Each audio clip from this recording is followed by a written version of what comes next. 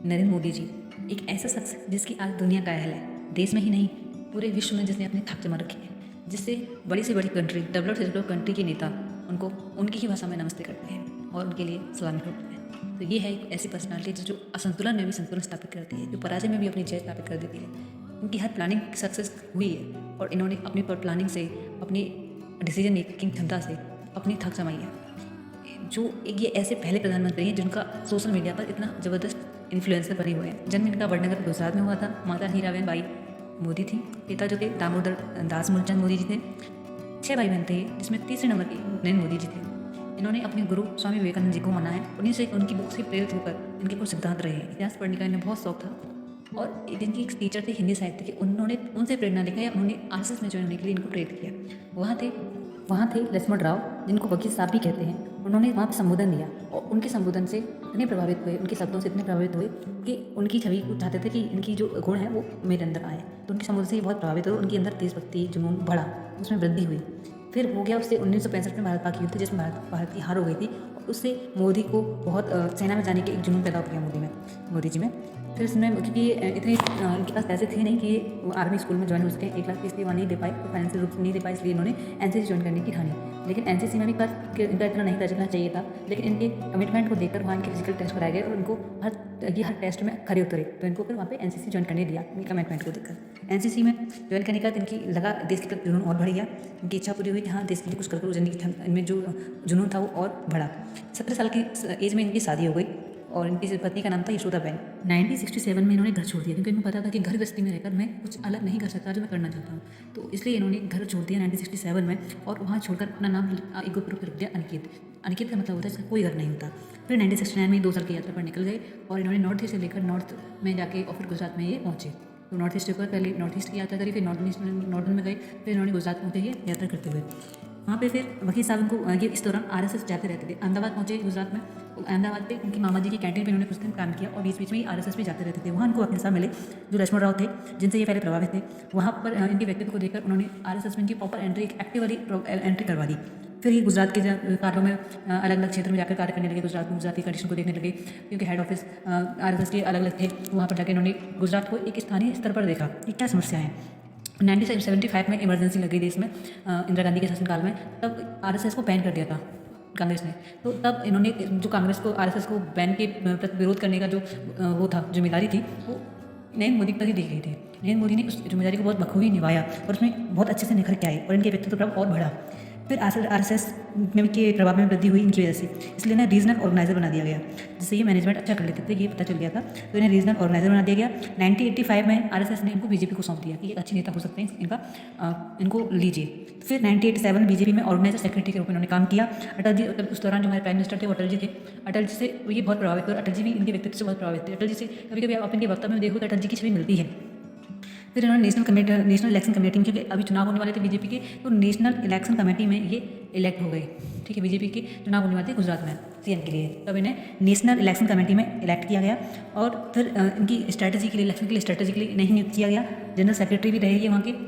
लेकिन क्या हुआ, एक जो हमारे गुजरात के केशुभाई पटेल थे, जो 2001 में बने थे, उनको कुछ बीमार हो गए थे या कुछ हो गया था, उनको रिप्लेस किया गया था। फिर नरेंद्र मोदी जी की, उनको रिप्लेस करने का, उनकी जगह लेने में कोई और नेता होता उस दौरान नहीं था सिवाय नरेंद्र मोदी के। फिर नरेंद्र मोदी जी को ये अवसर दिया गया केशुभाई पटेल को रिप्लेस करके। देन ये फिर 2001 से लेकर 2010 तक गुजरात के लगातार सीएम रहे। तो इसलिए, और फिर उस दौरान गुजरात की जो इकोनॉमी है बहुत ही अच्छे से डेवलप हुई। हालांकि गुजरात पहले से ही डेवलप रहा है, ऐतिहासिक रूप से भी डेवलप रहा है, लेकिन इनके नेतृत्व में जो डेवलपमेंट गुजरात ने दिखाया वो कभी नहीं दिखाया। इकोनॉमिकली बहुत अच्छी हो गई, इन्वेस्टमेंट बहुत बड़ा, ग्रोथ रेट 10.9 हो गई 1 से 10 के बीच में। तो ऐसे इनका बहुत ही इसी व्यक्तित्व से प्रभावित होकर, ऐसी काम से प्रभावित होकर इनको पीएम के लिए चुना गया, क्योंकि इन्होंने 2014 के इलेक्शन में भी बहुत बड़ी भूमिका निभाई थी अपने स्ट्रेटेजी को बनाने के लिए। उनको बाकायदा मतलब उनको एक अच्छे से ऑर्गेनाइज करके और अपने वक्तव्य से लोगों को बहुत प्रभावित किया था। तो इस तरह फिर 2014 में लोकसभा में ये जीत के आए। तो इनके व्यक्तित्व ही इन्हें पीएम, चाय बेचने वाले से लेकर पीएम के पद तक लेके आया। ये उनकी खुद की मेहनत, खुद के दम पर वो पीएम बने हैं, किसी की दी हुई वो नहीं है, कहते सौगात नहीं है, उन्होंने खुद कमाई है ये इज्जत। और उनकी इज्जत कमाने का रीज़न था है कैसे इनकी पर्सनालिटी प्रभावित करती है, क्योंकि ये स्मार्ट डिसीजन मेकर है, क्योंकि इन्होंने अपने जीवन को इतना संघर्ष में जिया है।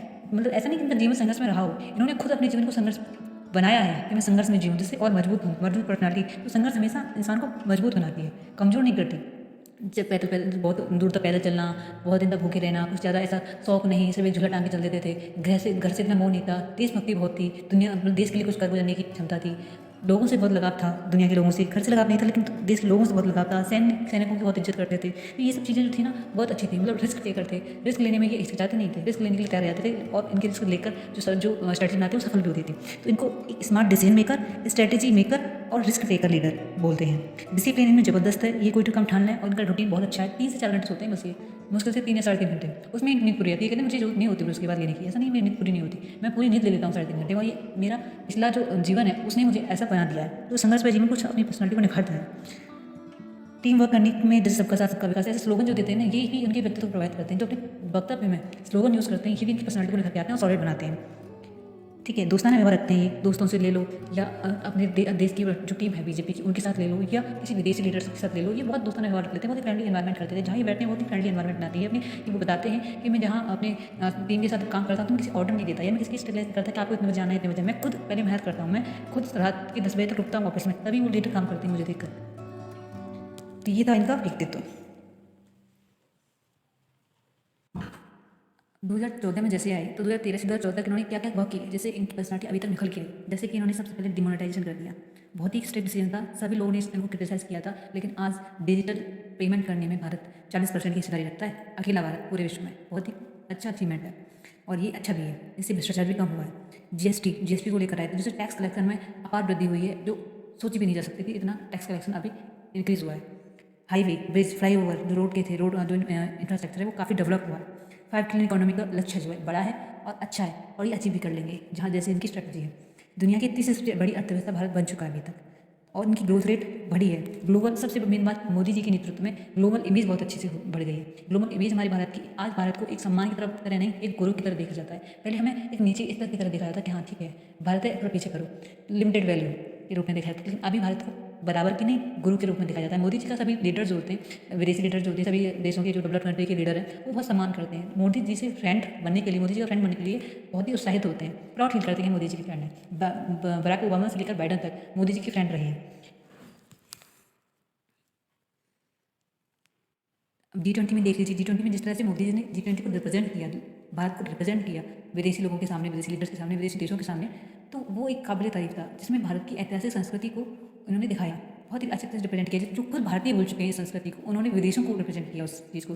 नालंदा विश्वविद्यालय हो गया, कोडाक चक्र हो गया, नटराज मूर्ति हो गई, भारतीय व्यंजन को परोसा उनके सामने, चाहे उनको पसंद आए या ना आए, लेकिन अपनी अपनी भारतीय संस्कृति को उन्होंने रिप्रेजेंट किया, बहुत ही सम्मानपूर्वक और गौरवान्वित होकर, गर्व के साथ। ऐसा नहीं है कि उन्होंने मतलब कुछ अपने आप को नीचे समझ के किया हो, नहीं, वो गर्व के साथ आँख में आँख डाल कर उन्होंने बात की, और अपनी हर चीज़ को इतने अच्छे से खूबसूरती से जो दिखाया है ना, वो बहुत ही काबिल तारीफ है। हालांकि बोल रहे हैं कि लोग अरे इतना खर्चा कर दिया, लेकिन नहीं, ये देश की वैल्यू को रिप्रेजेंट करता है। अगर हम अपने देश की वैल्यू को रिप्रेजेंट नहीं करेंगे तो लोग हमारा सम्मान नहीं करेंगे, लोग हमारे देश की पावर को जानते हैं, क्योंकि यूथ सबसे ज़्यादा यूथ हमारे देश में है, सबसे ज़्यादा अच्छी मार्केट हमारे यहाँ पे सबके यहाँ भी।